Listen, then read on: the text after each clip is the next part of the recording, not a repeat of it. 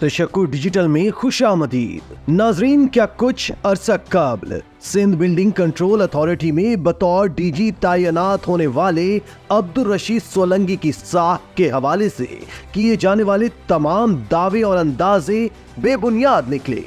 तशक्कुर news भी उन्हें अच्छी साख और शोहरत का हामिल सरकारी अफसर करार देकर ये कयास कर रहा था कि इनकी तैनाती के बाद करप्शन के बाइस बुरी तरह मजरू होने वाले इदारे की साख बेहतर होगी। इदारे को घिन की तरह चाटने वाली करब काली भेड़ों की गर्दन पर शिकंजा सख्त कर दिया जाएगा। शहर में गैर कानूनी तामीरात का सिलसिला रुक जाएगा। लेकिन दोस्तों, ये अंदाजे फकत अंदाजे ही रहे। चुन चुन कर उन्हीं अफसरान को तैनात किया जा रहा है जो लूट मार में अपना सानी नहीं रखते। डिस्ट्रिक्ट ईस्ट गैर कानूनी कंक्रीट के जंगल में तब्दील हो गया।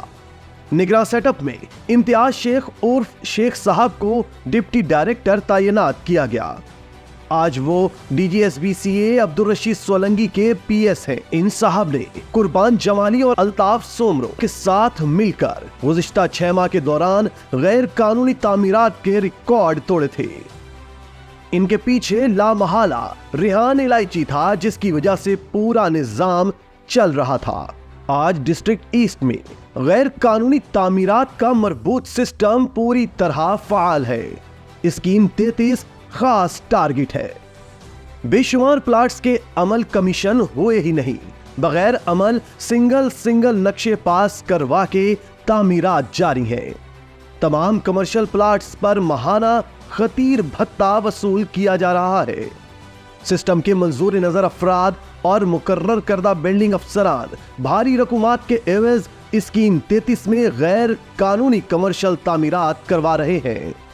दोस्तों, अब हम आपको स्कीम 33 में होने वाली गैर कानूनी तामीरात के हवाले से कुछ तफसीलात बताते हैं और फिर DG अब्दुल रशीद सोलंकी साहब से कुछ सवालात पूछेंगे। नाजरीन, रेहान इलायची यूं तो कराची के मुख्तलिफ इलाकों में गैर कानूनी तामीरात के हवाले से एक जाना माना नाम बन चुका है और इसकी कार्रवाइयां जबान जदेआम है। स्कीम 33 का इलाका भी मुकम्मल तौर पर इसके शिकंजे में है। इसके मंजूर नजर और मुकर्रर करदा बिल्डिंग कंट्रोल अफसरान भारी रकूमात के एवज स्कीम 33 में गैर कानूनी कमर्शियल तामीरात करवा रहे हैं।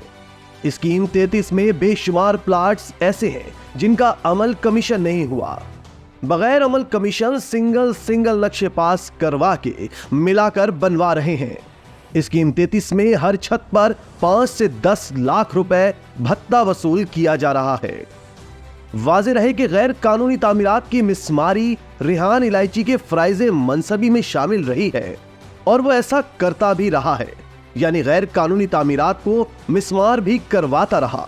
लेकिन इस खुशकुन तस्वीर का दूसरा तारीख और करप्शन ज़दा पहलू यह है कि भारी रकम लेकर उसने जिन गैर कानूनी तामीरात की इजाजत दी वो उम्दगी के साथ परवान चढ़ती रही हैं और SBCA का डेमोलिशन अमला उनकी तरफ आंख उठाकर भी नहीं देखता।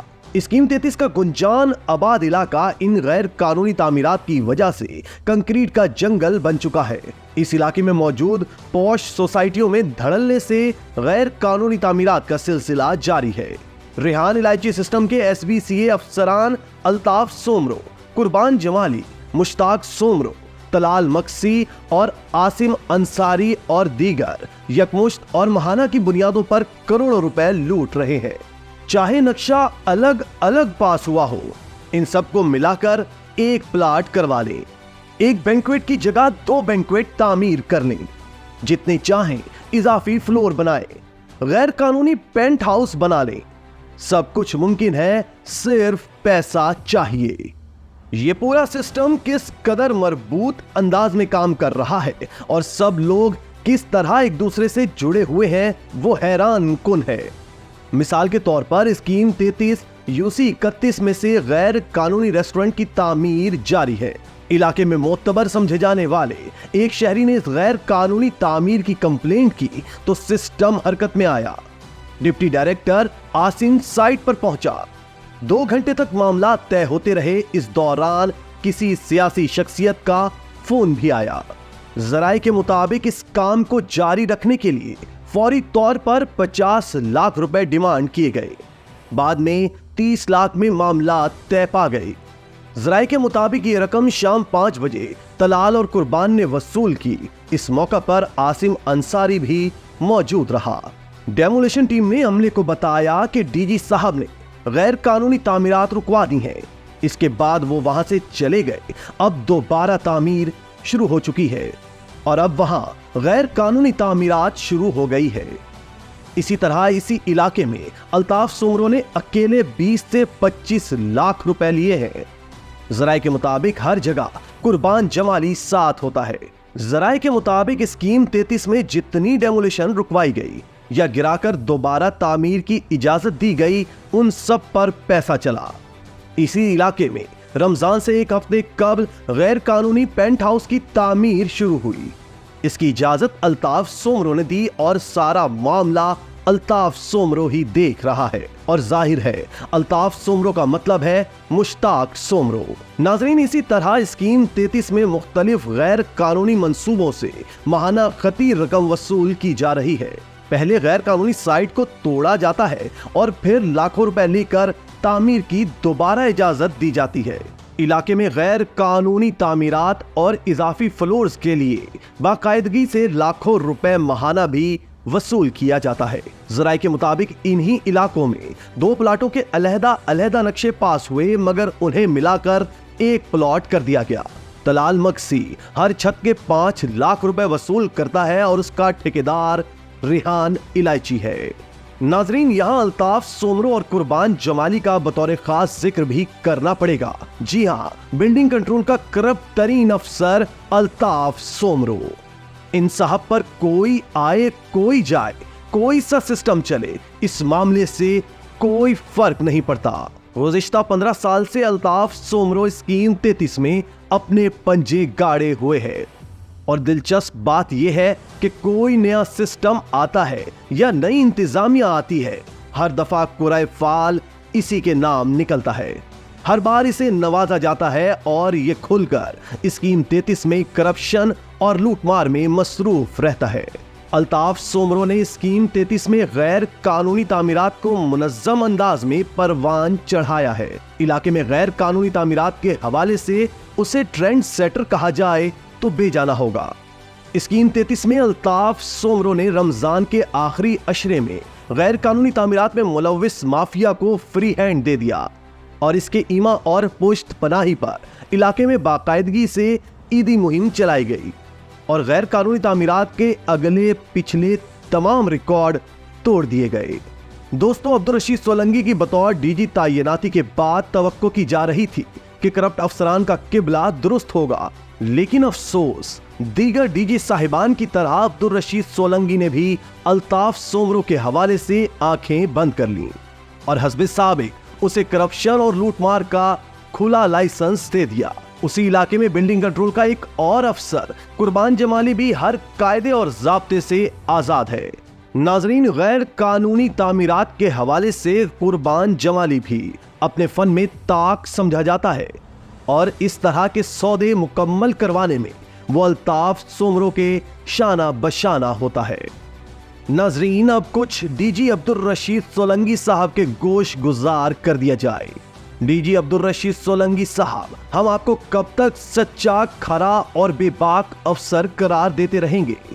तस्लीम करते हैं कि आप एक बहुत अच्छे मुंतजिम हैं और मामलात पर गहरी नजर रखते हैं, लेकिन हालिया अरसे में जो कुछ हुआ और जिस तरह से गैर कानूनी तामीरात का ना खत्म होने वाला सिलसिला शुरू हुआ है, इससे ये खदशात भी तकवीयत पा रहे हैं कि कहीं ऐसा तो नहीं कि नोटों की चमक के सामने आपकी आंखें भी खेरा हो गई हों, क्योंकि हमारा साबिका तजुर्बा यही बताता है कि सिंध बिल्डिंग कंट्रोल अथॉरिटी एक सोने की कान की तरह है।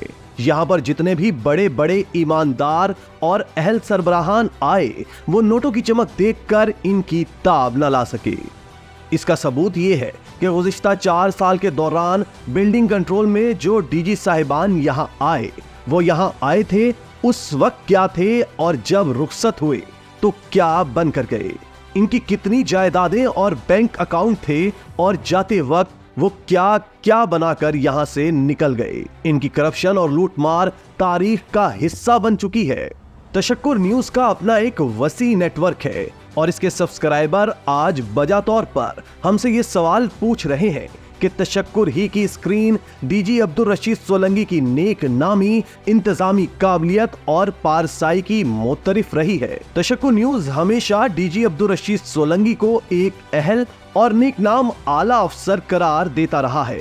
फिर इनकी नजरों के ऐन सामने से गैर कानूनी तामीरात के लिए बेशुमार फाइलें क्यों निकल रही हैं? भारी रिश्वत के एवज इम्तियाज शेख इन फाइलों पर आपसे दस्तखत करवा रहा है और आपने बावजूद इसके सारे मामले से चश्मपोशी इख्तियार की हुई है।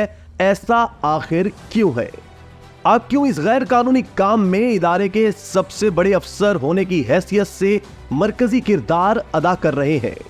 लोग आज सवाल कर रहे हैं कि जब केएमसी के महकमा कच्ची आबादी में आप डायरेक्टर थे तो वहां आपने अपने दस्ते रास्त काशिफ इंजीनियर के साथ मिलकर क्या क्या गुल खिलाए।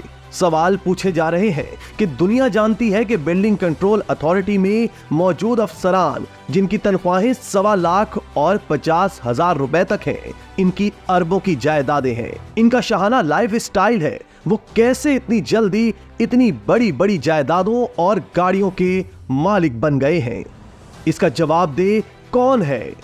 आपकी आमद पर हमें खुशगुमानी थी कि आप जल्द बतौर DGSBCA इन काली भेड़ों का कला कमा करेंगे, इनको एहतसाब के कटहरे में लाएंगे, इनकी जानिब से लूटे गए अरबों रुपए कौमी खजाने में वापस लाए जाएंगे।